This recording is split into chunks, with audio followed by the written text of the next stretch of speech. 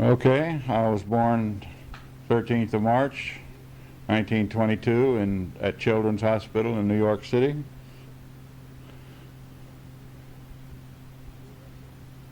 Grew up in northern New Jersey through high school in Glen Ridge, New Jersey.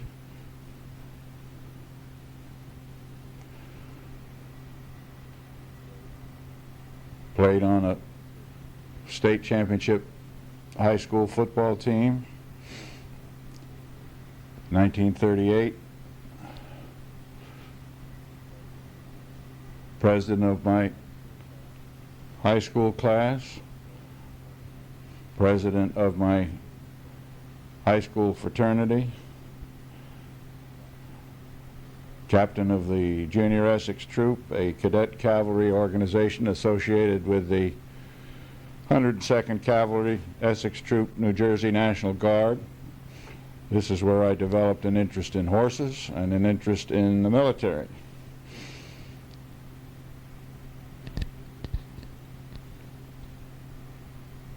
Won an appointment to West Point by placing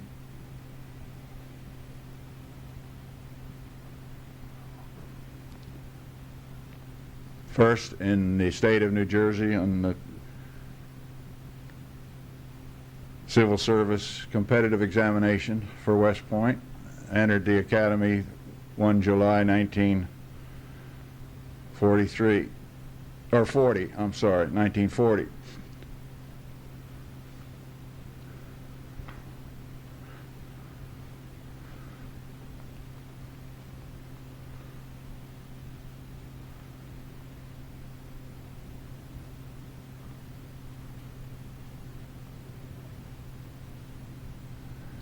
Became a cadet captain and brigade supply officer under Bernie Rogers when he was first captain. Graduated in 3 years rather than 4 because of the war.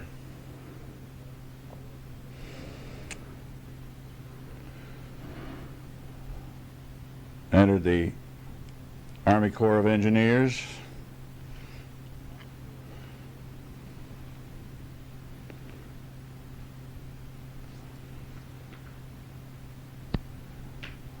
Was in combat in Europe.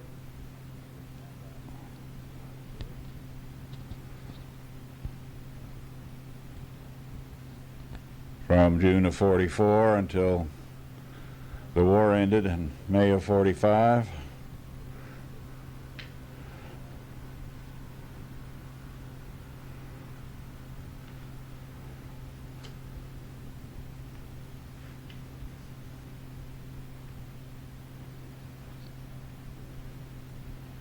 Went out to Brest shortly after the landing in northern France, involved in the siege of Brest, then back across France to the vicinity of Bastogne, involved in the Battle of the Bulge. Our engineer battalion was attached to the 12th, or to the 4th Infantry Division, who further attached us to the 12th Infantry Regiment, who put us in the line as infantry. Pulled out on the day before Christmas, Christmas Eve, 1944. On the day after Christmas, we were attached to the 4th Armored Division, went into Bastogne when they relieved Bastogne from the south.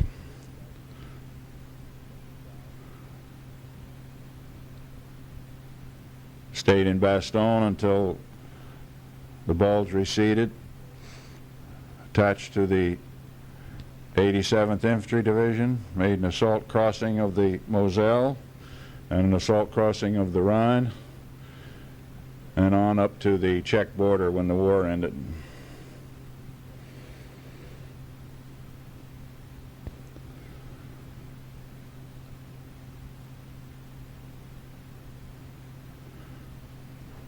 Attended Harvard, 47-48,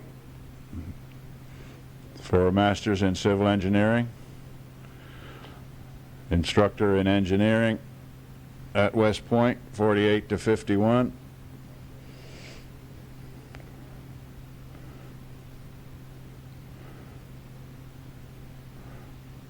Played polo in the New York area and also around southern New England and New York and New Jersey outdoors. In the Squadron A Armory in New York indoors.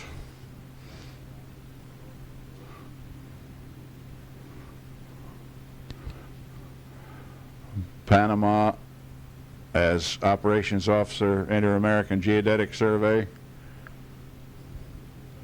51-54.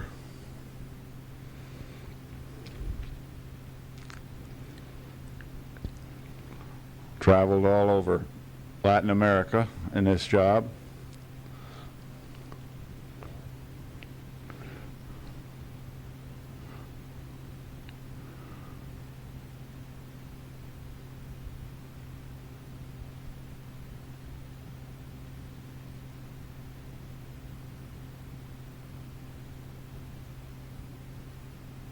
Attended the Command and General Staff College, 54-55.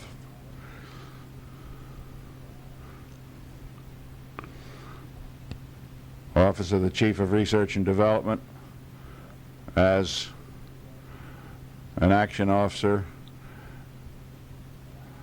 Assistant Division Chief and Division Chief, 55-58.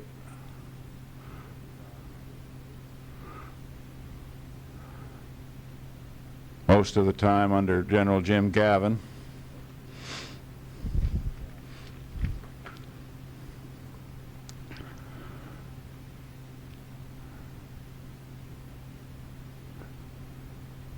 Unaccompanied tour in Iran, 58-59,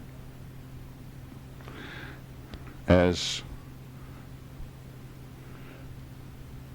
area engineer and then chief of construction for the district, engineer district, providing assistance to the Iranian army under the aid military assistance program.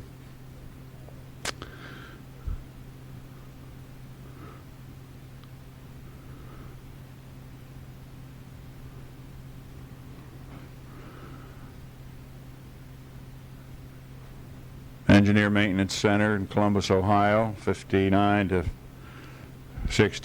as Director of Maintenance and Deputy Commander.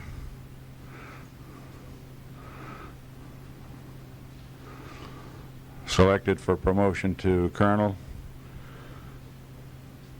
and for attendance at the War College, 62.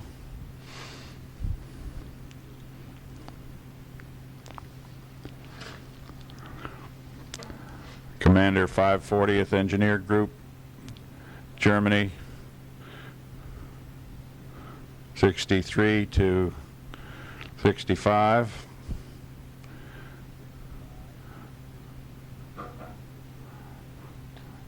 Short tour as Deputy Chief of Staff at 7th Army for readiness. Then assigned to Strike Command at MacDill Air Force Base as engineer. Also acted as Deputy J4 for a period of time. Volunteered for Vietnam.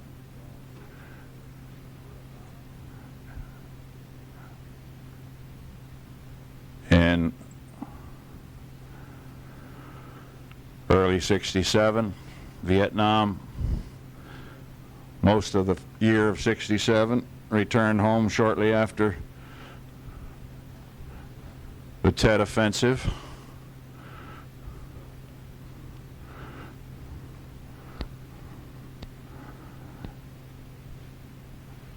Had a helicopter crash in Vietnam.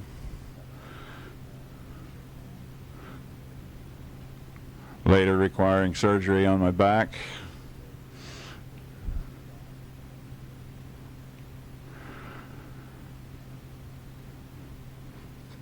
Project manager, night vision equipment.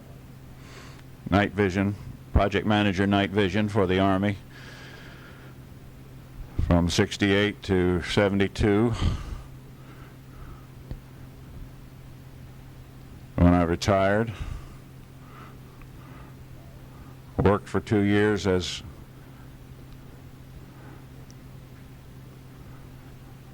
project manager for a construction subsidiary of the Westinghouse Corporation.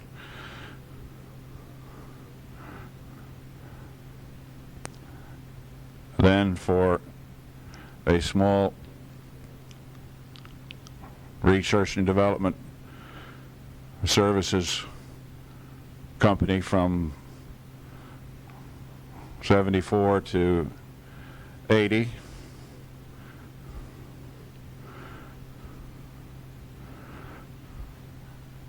Retired for good in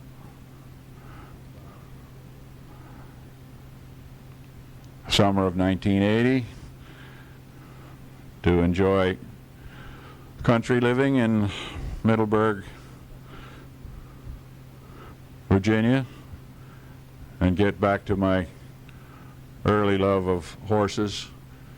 Took up fox hunting,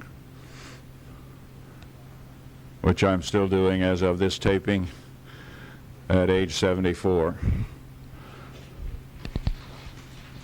Okay, that's all we need to do right now. Yeah.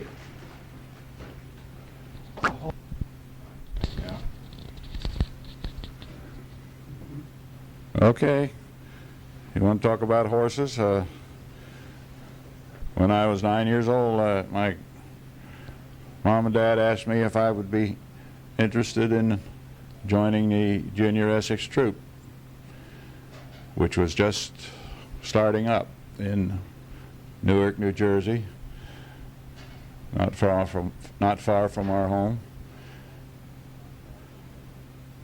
And I became a charter member of that organization, which started me with both riding and military activities. I took an immediate liking to horses and riding, and began to take private lessons in riding in West Virginia, or in West Orange rather, New Jersey, with a lady called Virginia Boycott. She was quite a character in her own right, and taught me all of my early skills, such as I had in riding. I must have done fairly well, because after I had ridden with her for 2 or 3 years, she took me on as an assistant riding instructor to help her with instructing other kids in riding. And I progressed rapidly through the ranks in the Junior Essex Troop, partly because of my riding skills. I rode in many, many horse shows and won many ribbons and prizes as a result of my riding.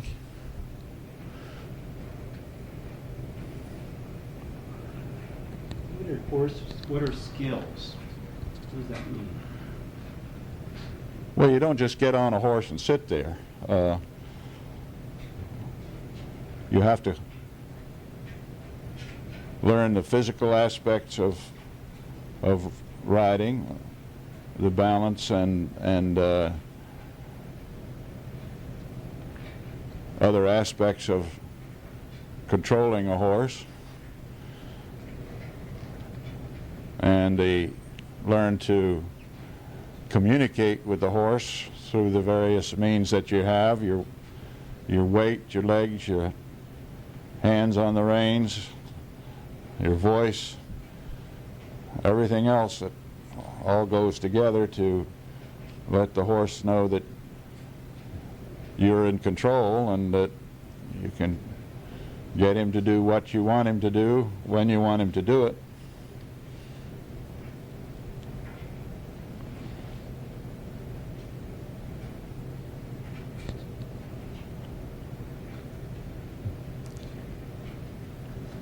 So I rode several times a week, all the time that I was from about 4th grade through graduation from high school.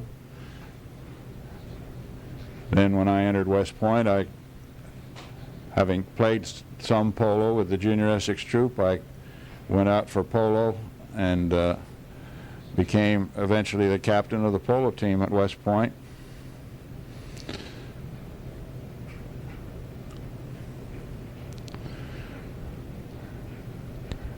Then after the war, I went back to West Point as an instructor, and I contacted the man who was running the polo down at Squadron A Armory in New York City on Madison Avenue, 95th Street, who had been playing polo and running the polo at the Essex Troop Armory when I was growing up, and was now running the polo at Squadron A Armory. His name was Al Parcells. Quite an amazing man in his own right. He had had an accident with firecracker when he was growing up, and had lost an eye, therefore had no depth perception, but yet became a 10-goal polo player even with this physical handicap. So I played polo both indoors and outdoors at Squadron A, and sometimes with the Squadron A team and or other teams in the area. Played indoors at the Armory, outdoors at Blind Brook in Westchester County in New York, and all around the southern New England, New York and New Jersey area. And then I had, from 1951 until 1972, when I retired, I didn't ride much at all. Except I did have a horse. I bought a horse while the year I was in Iran, and rode a fair amount over there, and did some of my inspection of construction that I was responsible for on horseback. It enabled me to get around and see more than if I were doing it on foot.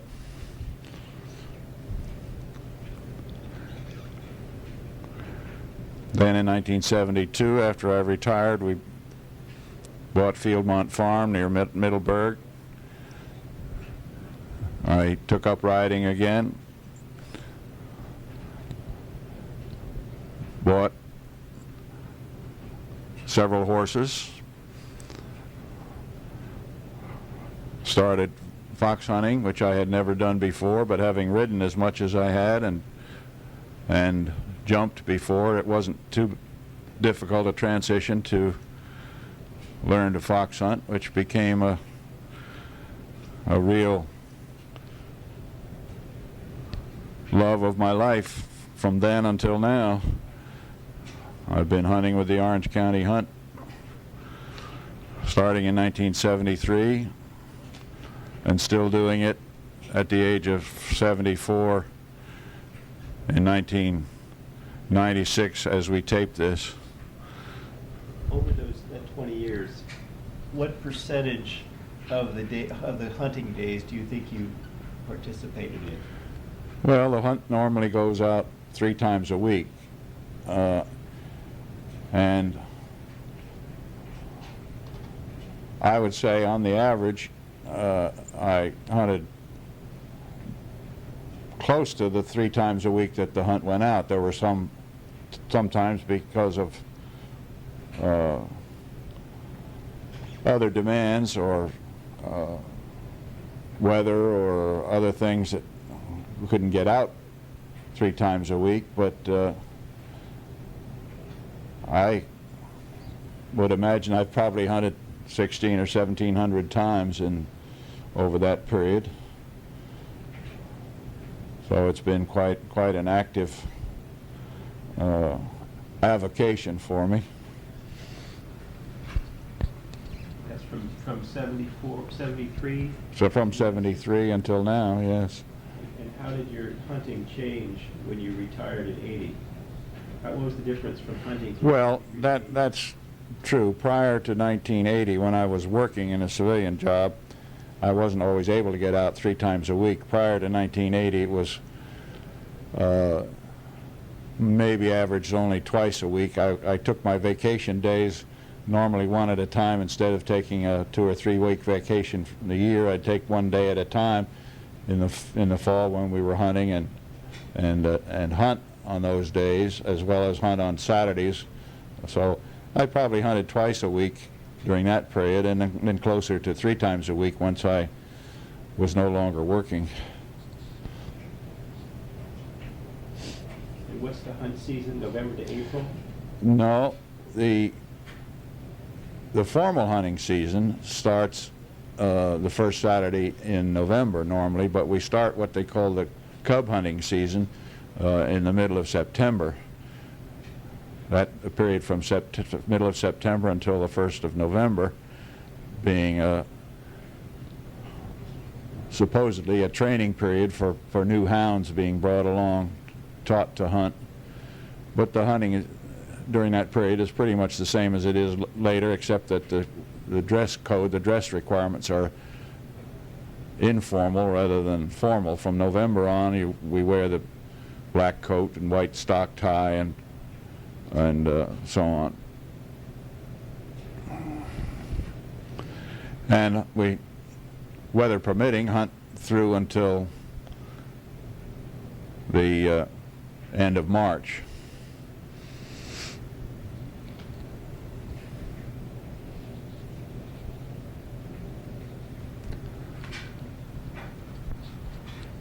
What are some memorable hunts? Were there some hunts that were because of weather or the number of people or unusual conditions that are certain? Well, I've hunted with very large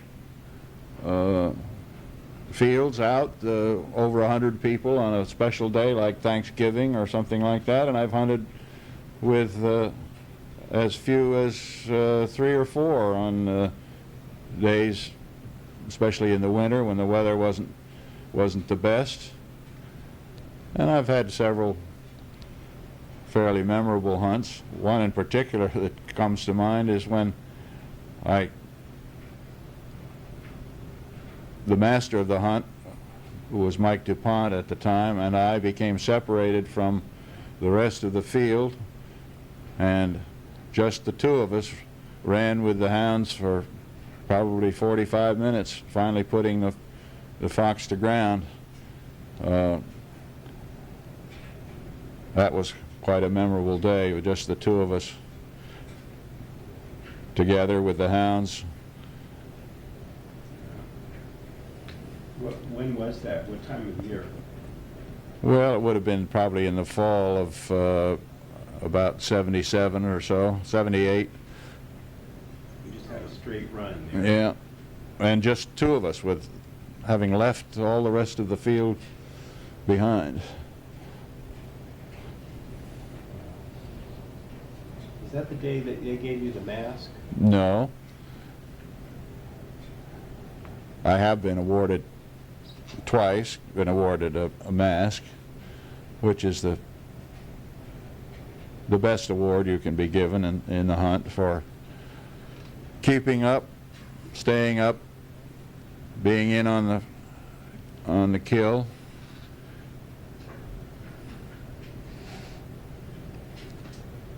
And does the master make that? Master makes that determination, that award, yes. How frequently is a fox actually killed? Well, as I said, I've hunted probably 16 or 1,700 times, maybe more by now. And I don't think I've seen more than 20 kills out of that. The purpose of hunting in this country, at least, it may not be true in England. They consider foxes as vermin, and the farmers over there would just as soon have the hunts kill off all the foxes.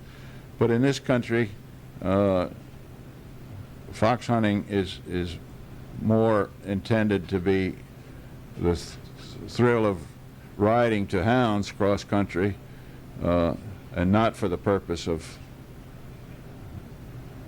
killing the fox. It's a sport, a recreation. Right.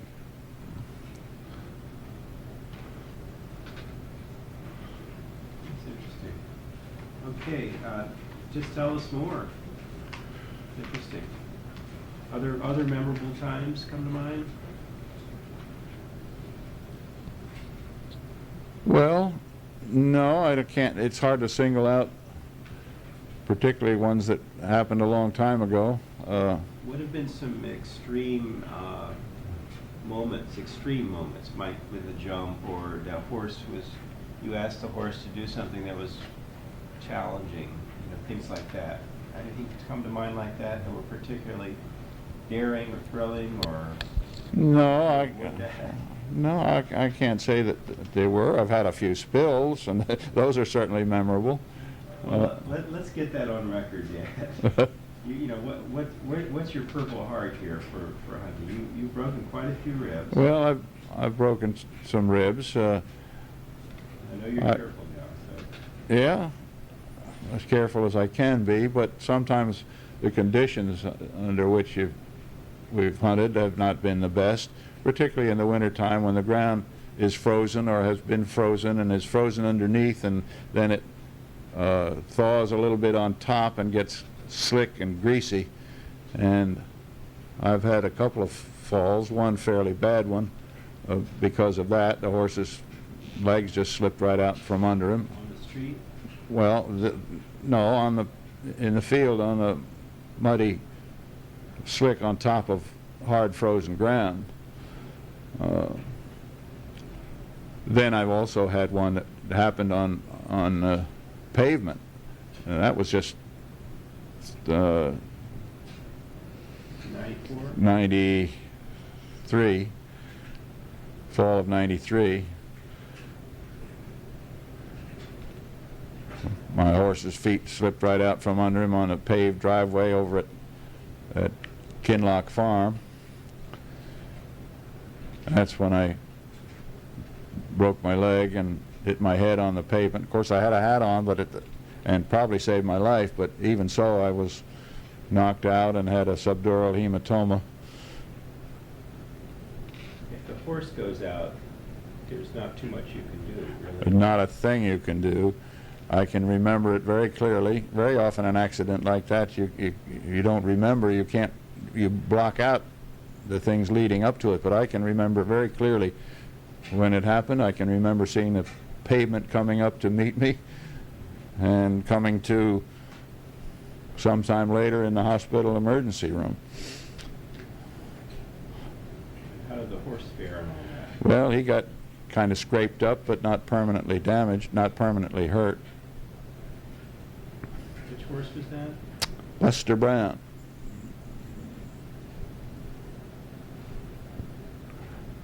What are some of the things, are there certain riding skills that you've learned just from experience that are things that you only learned from experience, particularly like how to, maybe handle a fall, or Well, yeah. home knowledge, you might say?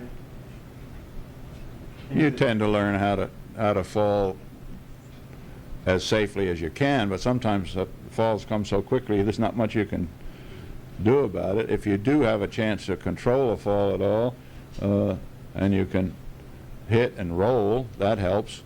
The fact that I had parachute training and that you learn what they call parachute landing fall doing that maybe helped a little bit in the So you hit and roll? hit and roll.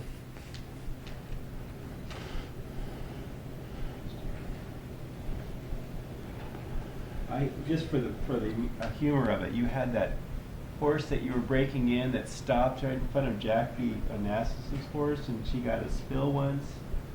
That's not the kind of thing. No, you want she stopped in front of me. I didn't stop in front of her. No.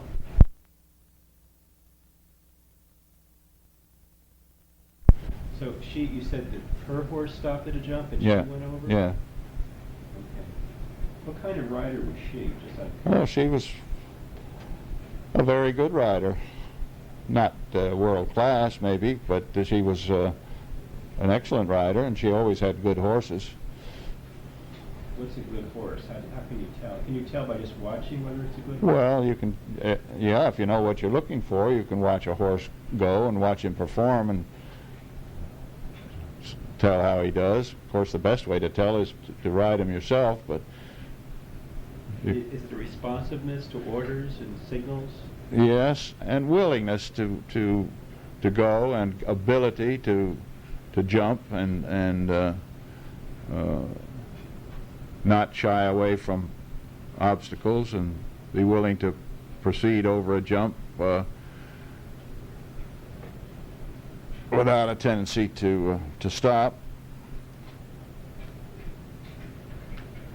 What was it about Trencherman comes close to being your favorite horse? Well, I've had two that have been real favorites. One of the early horses I had that I got in '74 was Trencherman, and I hunted him for 11 years. He was certainly among the top two that I've had. The one that I have right now is certainly a favorite too, although at this point he's getting a little old and arthritic, but Trencherman and my present horse Vasily are the two favorites that I've had over the years. And what are their temperaments? And what kind of, can you talk about that? Well, What is it? it's nice to have a horse that is easy to work around, easy to work with, acts calmly and quietly around the stable and doesn't cause problems. Some horses are more like that than others. The one I have now, Vasily, is a perfect gentleman. He never causes any problems at all, is easy to ride and easy to get along with around the stable.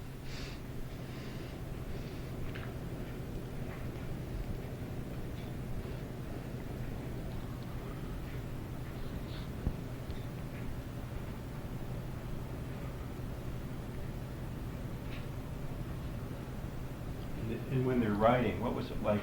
What was most distinctive about Trencherman when you were riding? Did you have a certain thing that was particularly distinctive? Well, Trencherman was a thoroughbred, had been a racehorse, and was very athletic and agile, and a very, very willing and athletic jumper, and quite a handsome horse, as is Vasily, my present horse.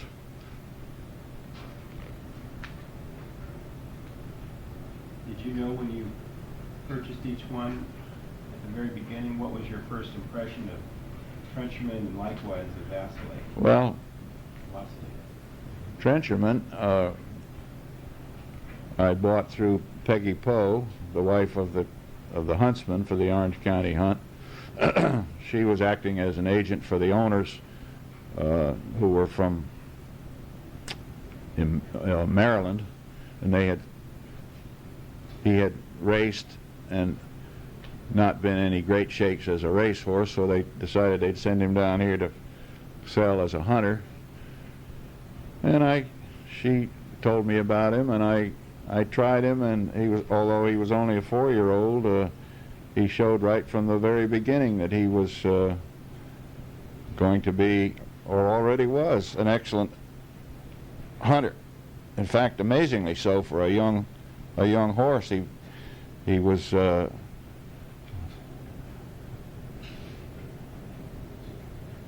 excellent hunting horse right from the very beginning.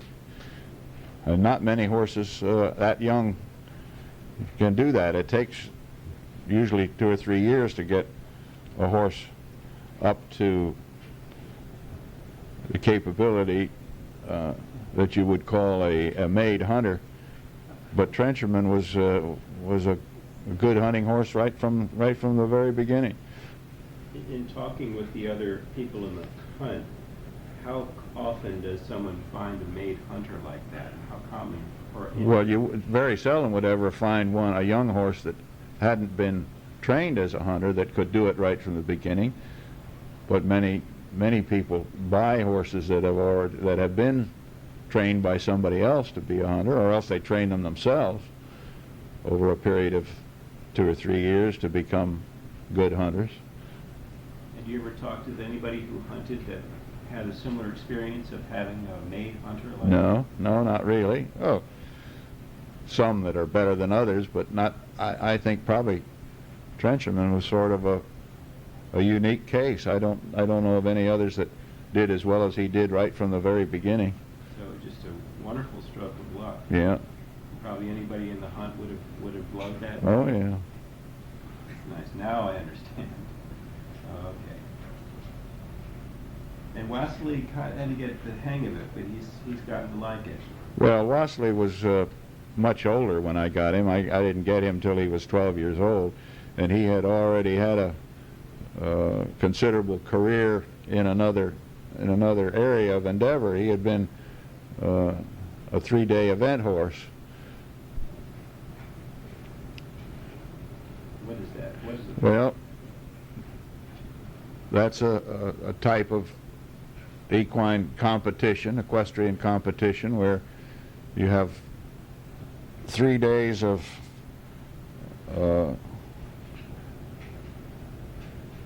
three different areas of skills for the horse and rider.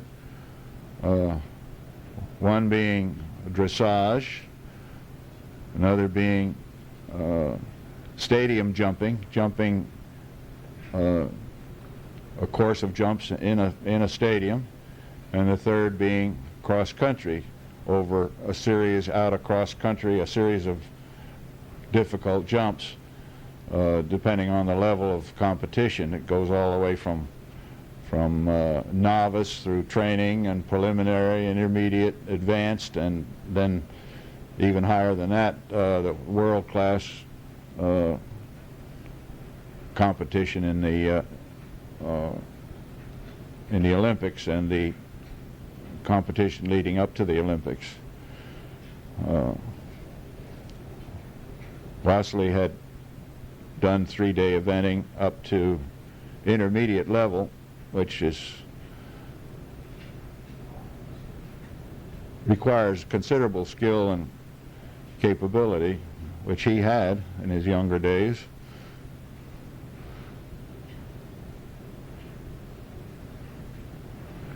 And then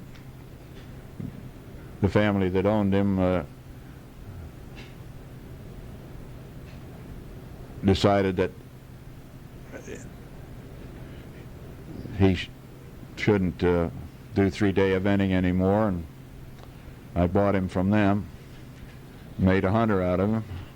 In his case, he didn't take to it right from the first day like Trencherman did, but having had the experience of being an event horse, he was quite what horse people call strong. He wanted to go on and was a little hard to control and stop in the hunt field. But he was an excellent jumper and very intelligent horse. Learned quickly what hunting was about, and by the end of the first year that I had hunted him, he was doing quite well. improved a little bit every time I took him out. By the end of the second year, I would say he was, again, using the term, a made hunter. He knew all the skills of being a fox hunter. What does it mean by being too strong? I didn't understand that. Did he Well, right ahead of the hunt? they're a horse that's strong in that sense wants to go on and is hard to stop and hard to hold back and to control.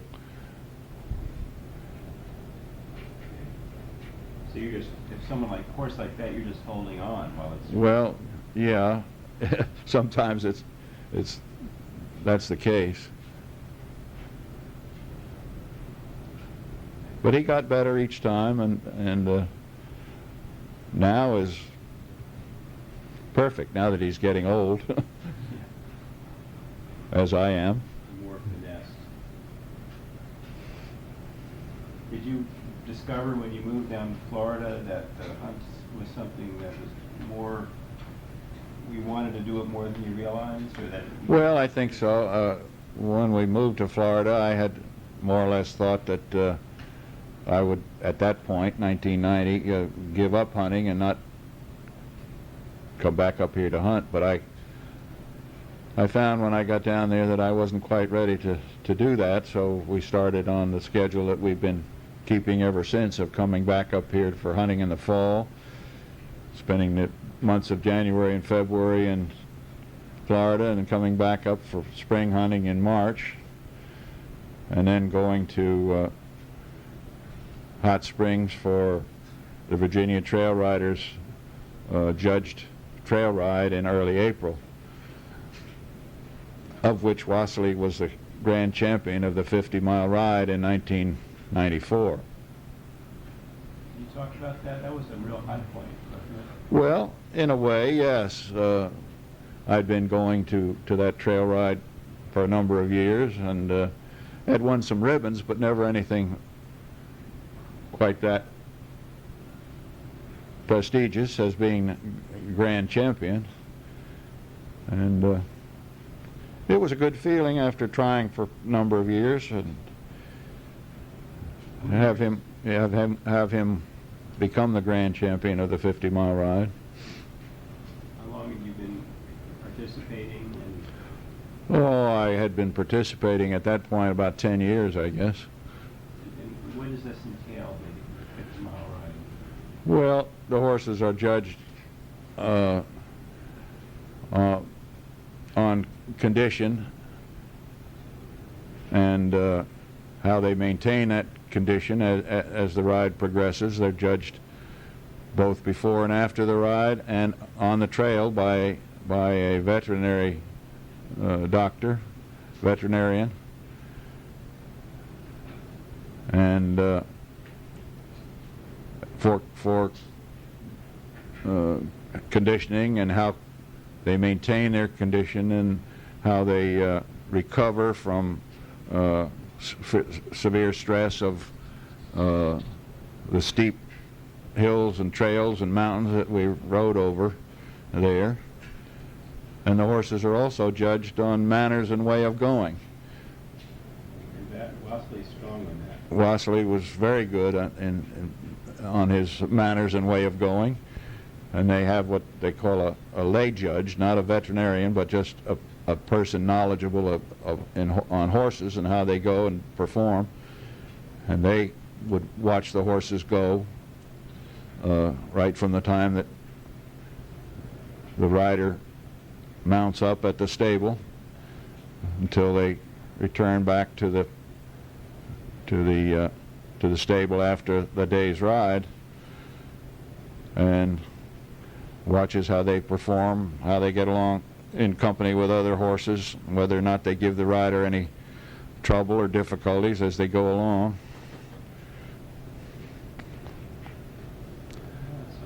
The conditioning counts for 60%, and the manners and way of going count for 40%.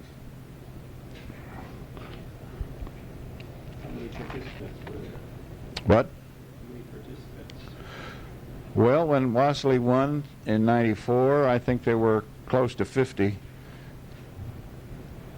horses on a 50-mile ride. 47, I think, actually.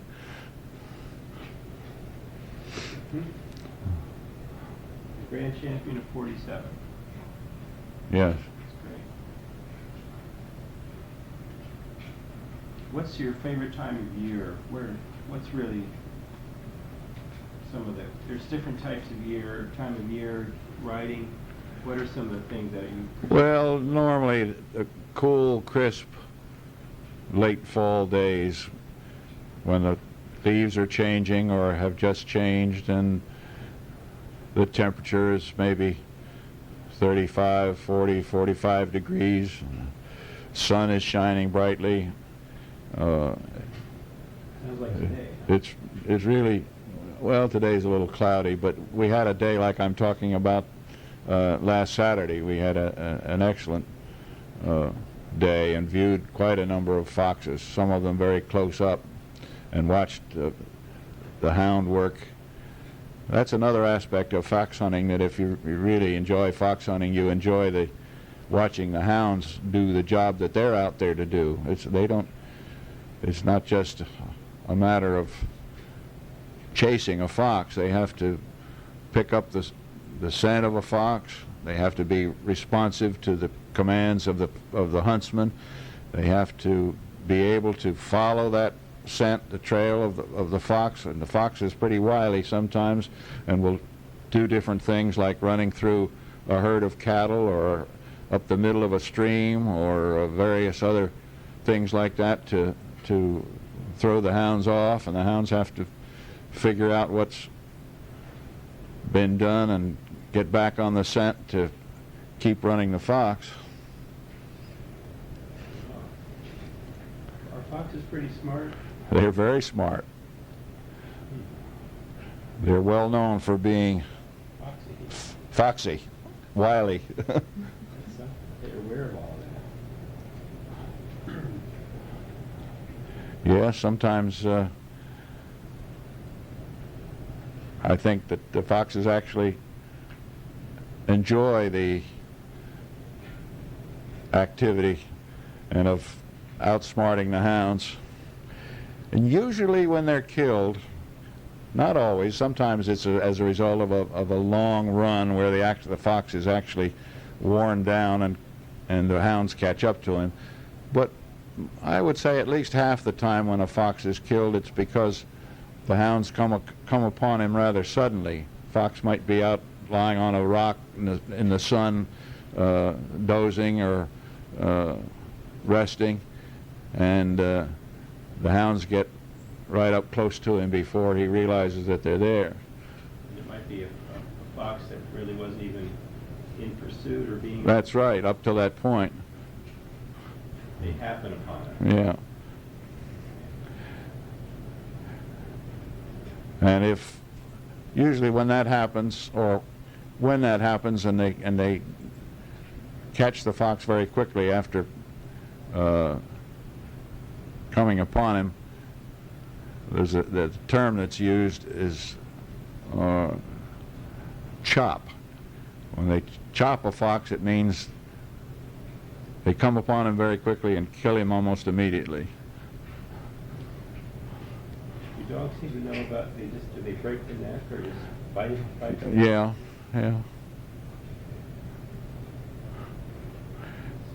Yeah, they'll, and of course, it's not just one hound. It's a whole group of them. Usually, if one hound can get a hold of him and get him hold of him by the neck and shake him, he'll break the neck and kill him rather quickly. Something how they know to do that. I've seen a dog do that with a kitty.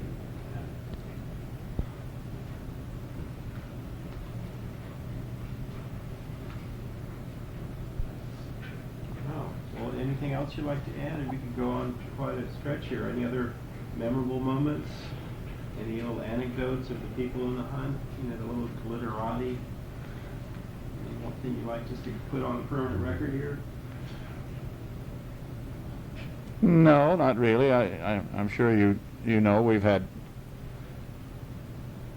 some fairly well-known people in our hunt and hunting with our hunt. Senator John Warner was a longtime member of the hunt. I hunted with him many times.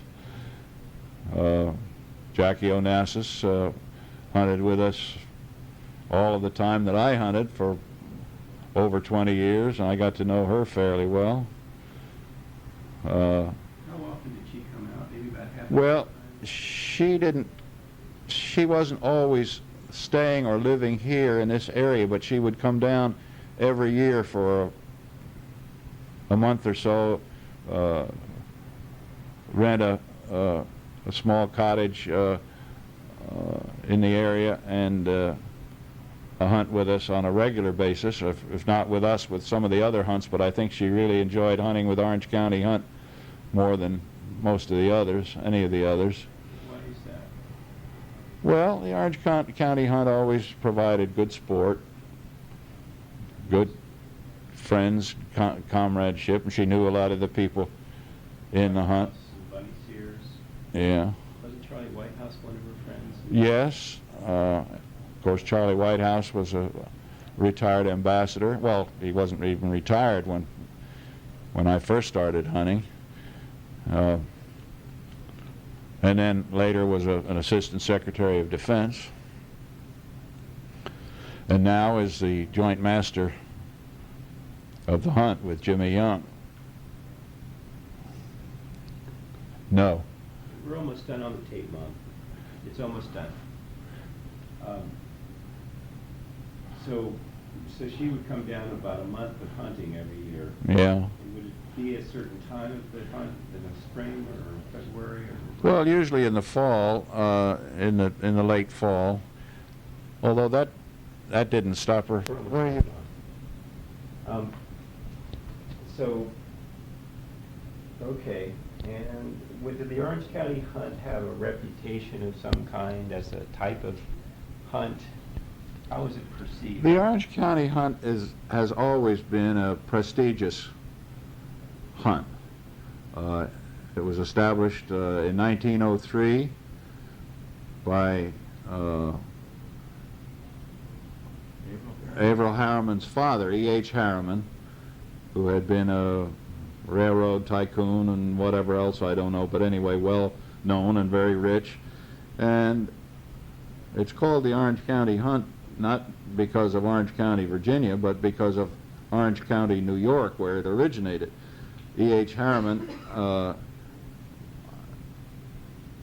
moved the hunt, or was instrumental in having a hunt moved down to the Plains area in Virginia when the hunt country got overcrowded up in the Orange County Tuxedo area up in New York.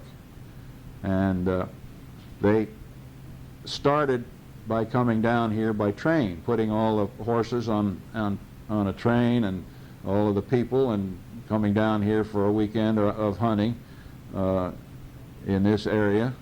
And some of the members of the hunt began to purchase homes in the area and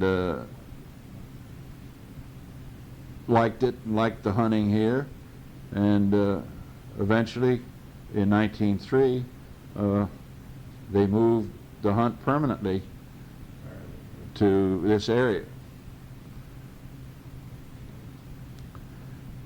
And does it have a riding style, or is it a real, like you said, a sporting? What does that mean, providing sport? What does that mean? Well, that means that the master and the huntsman and the hounds were all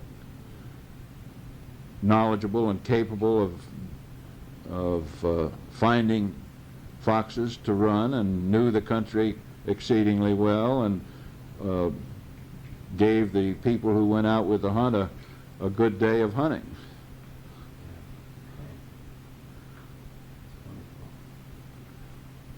Was there ever a particularly amusing or funny thing that you recall over the years? I'm sure there's an endless number of things, but some moment of the camaraderie, something that gave you suggests sort of the camaraderie of the group. And, Well, I don't know of anything comes to mind in that area, but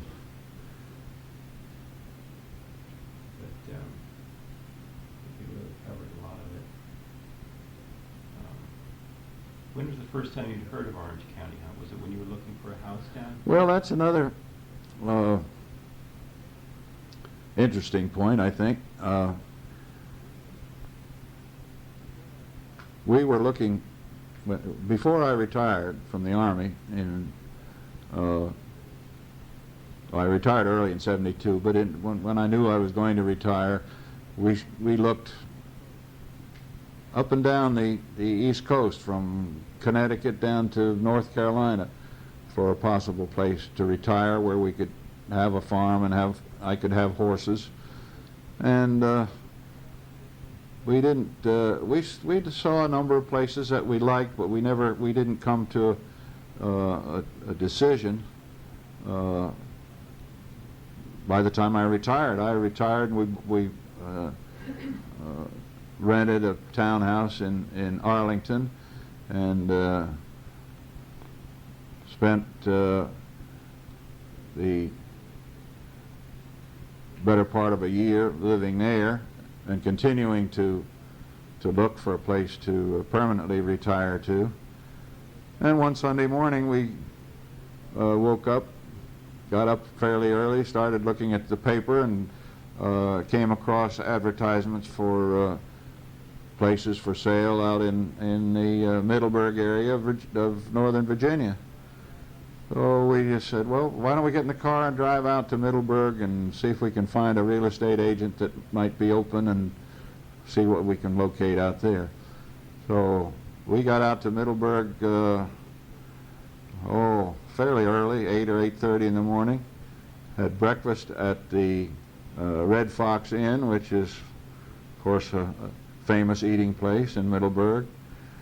It's one of the oldest inns in the country.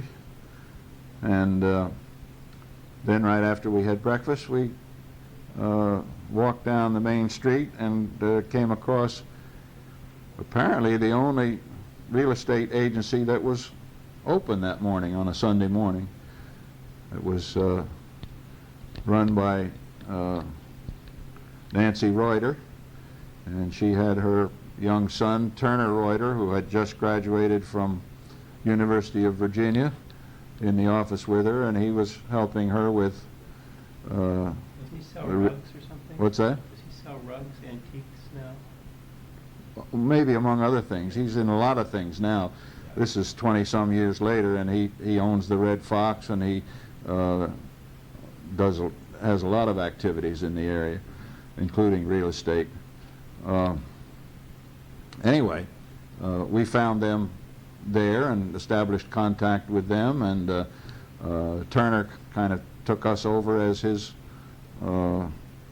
client to show us places in the area, which we did over a period of I guess several weeks, and we finally found Fieldmont Farm, decided that was the place for us, and wound up buying it.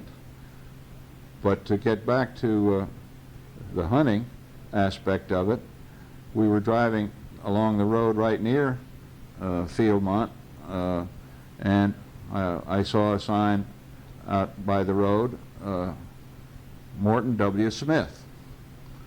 And I said to Turner, "Is that Cappy Smith?" And he said, "Yes, that's his name, and he is the master of the local hunt, the Orange County Hunt." And I said, "I knew him many years ago. I knew him when he was a teenager, when he used to come up and ride at the Essex Troop Armory in Newark, New Jersey." And Turner said, "Well, you want to drive in and see if he's there?" So we drove in the driveway at his farm, and there he was, sitting on a horse. And I reintroduced myself to him and reminded him where I had known him before, and that we were considering buying the place almost next door to his, and that I would be interested in hunting with the Orange County Hunt. And his first comment was, "You're in." I didn't have to go before the Board of Stewards or make out any other application to get into the hunt or anything else. "You're in." That's great. That's just about where the tape's coming out, too. That's great, Dad. They're probably going to stop in the next minute, so why don't we just warm it up right there? Okay. Good.